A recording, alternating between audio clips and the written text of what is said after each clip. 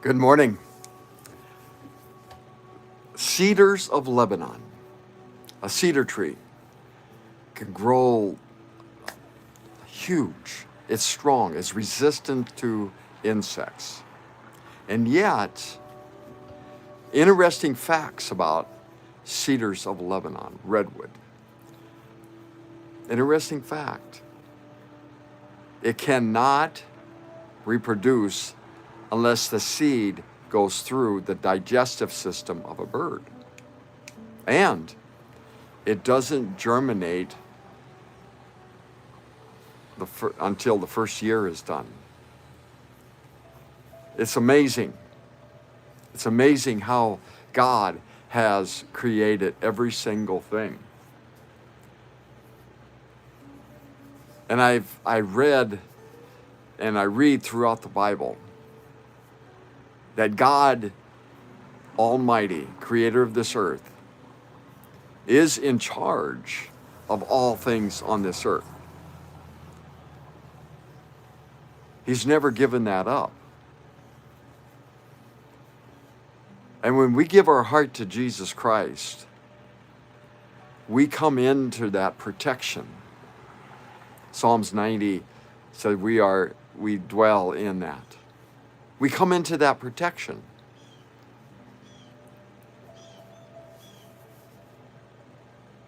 But why do bad things happen? Because we live in a fallen world, a world of sin, a world where there's murderers, a world where there's cruelty, people called names. It's horrible.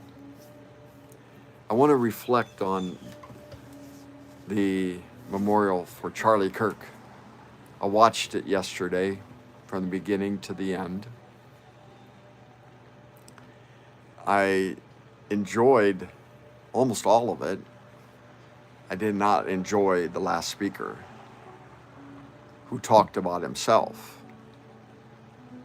And it just took everything out of the room. It was sad. And, I'm a supporter of this administration. And so that saddens me to be able to have to say that. But I'm not going to be like the one that goes to a wedding and everything is beautiful.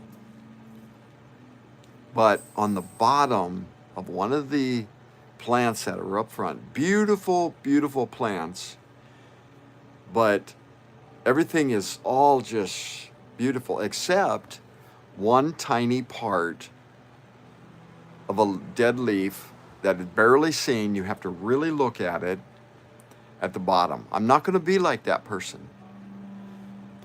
99% of that memorial yesterday was beautiful. Beautiful. Jesus Christ was lifted up.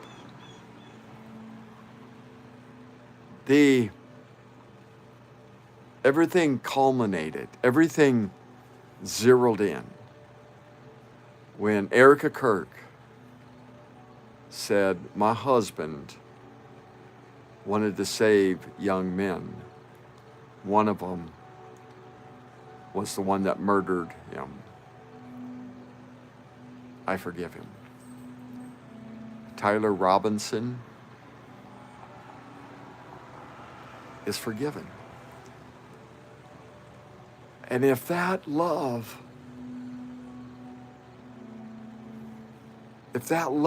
hits him, and all of a sudden he realizes how horribly what he did, and he says, Jesus, forgive me, I am so sorry, and I believe what you did on the cross.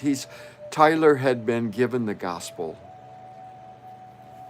And if that comes back to him, that he realizes he bought into a lie, that he realizes that hate is not the way to go, violence is not the way to go, and he says, Jesus, forgive me. Should he be executed, he would go straight into the arms of Jesus. And I'm about sure Charlie would be the first one to give him the greatest hug that has ever seen. Just like Stephen gave Paul a hug.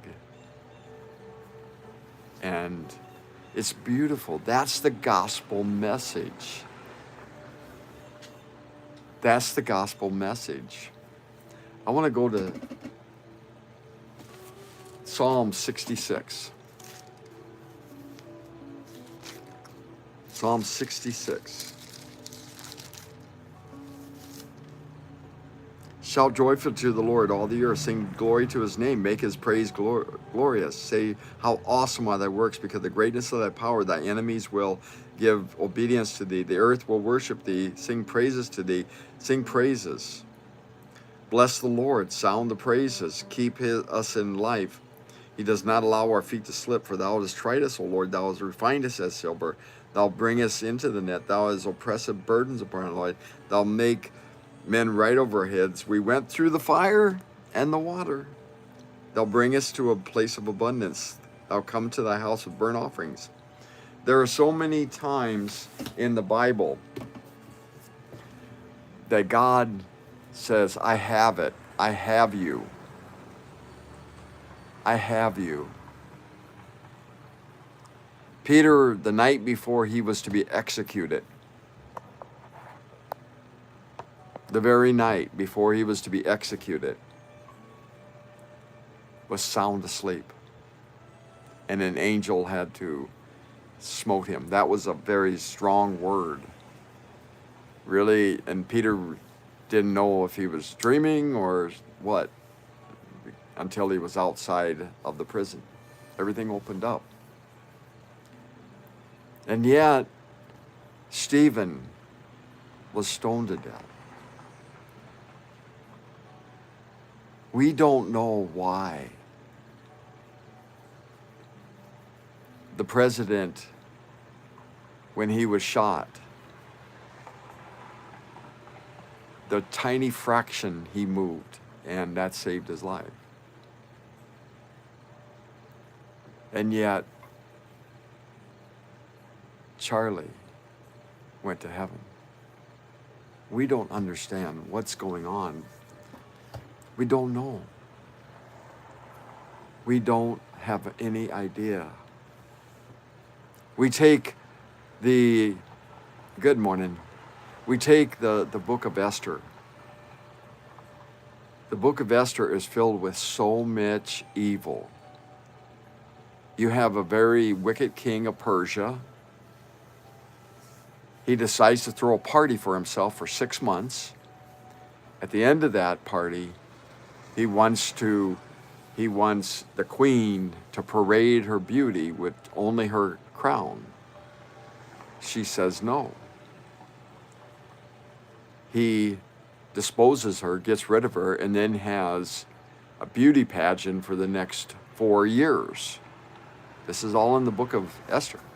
And who's the participants? Not volunteers. Human trafficking. Women, girls from the age of 12 to 14 are taken out of their providences, taken out of their places, and brought into the king's harem. And we know that Esther was one of the exiles with Mordecai, her cousin, her uncle, was kidnapped, was one of the exiles.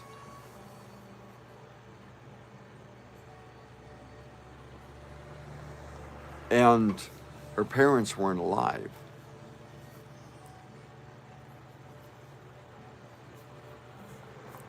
We don't know the backstory to that. But she is also taken, call it kidnapped, forced, whatever you want to call it. But that's the context of it. Wicked, evil government. And yet God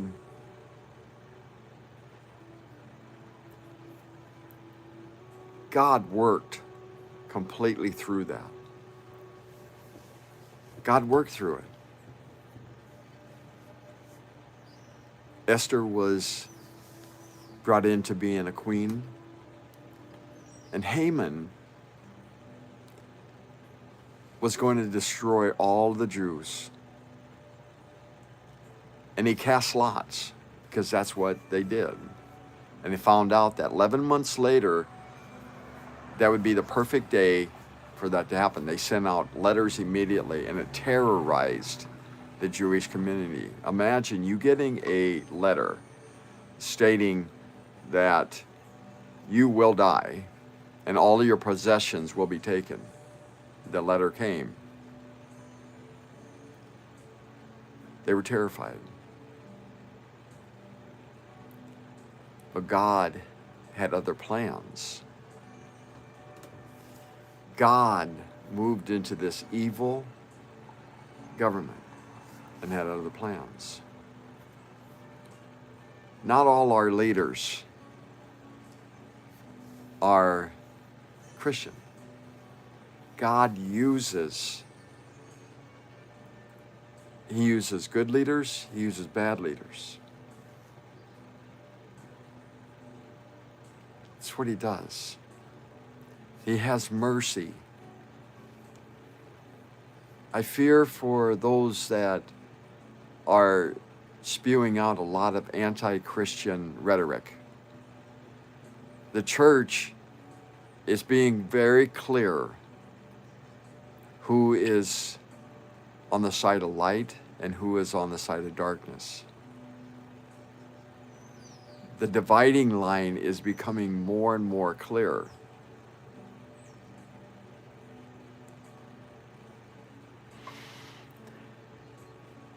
And when bad things happen to God's children,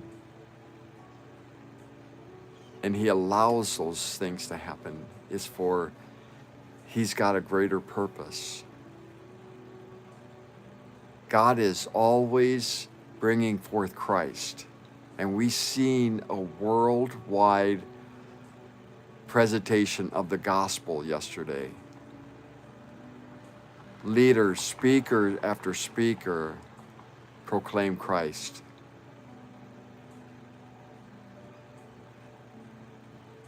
And it was beautiful. Beautiful. Like I said, up until the last speaker. But it was beautiful.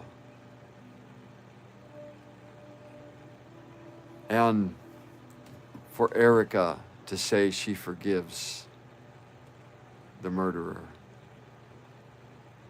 was the greatest picture of the gospel. Christians need to love. Christians need to love. We need to challenge.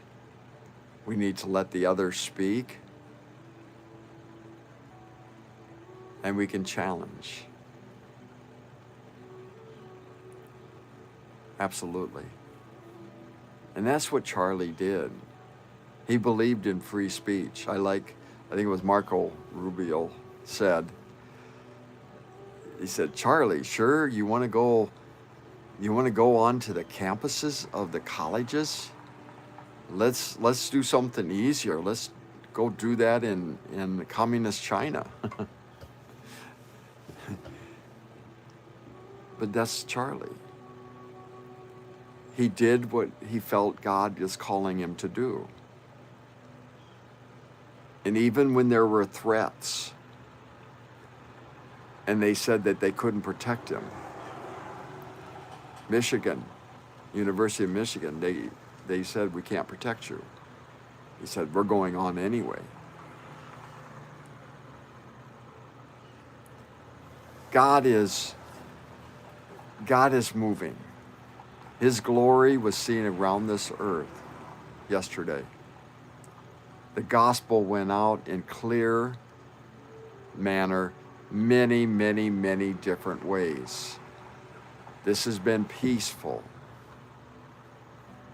those that believe in Jesus Christ, that honor Charlie, and these are tens upon tens of thousands of people, millions around the globe, heard the gospel. And there are some already that claim to be Christians that's rejecting it. Had a conversation with somebody this morning, likes to call names, wins arguments by name calling. That's sad. That's sad. It's sad. But we're called to love. We're called to love. And that's what we'll do. We'll continue to love. Love to hear your thoughts. randytramp.com. Every day, 8:30, Lord willing. Have a great day.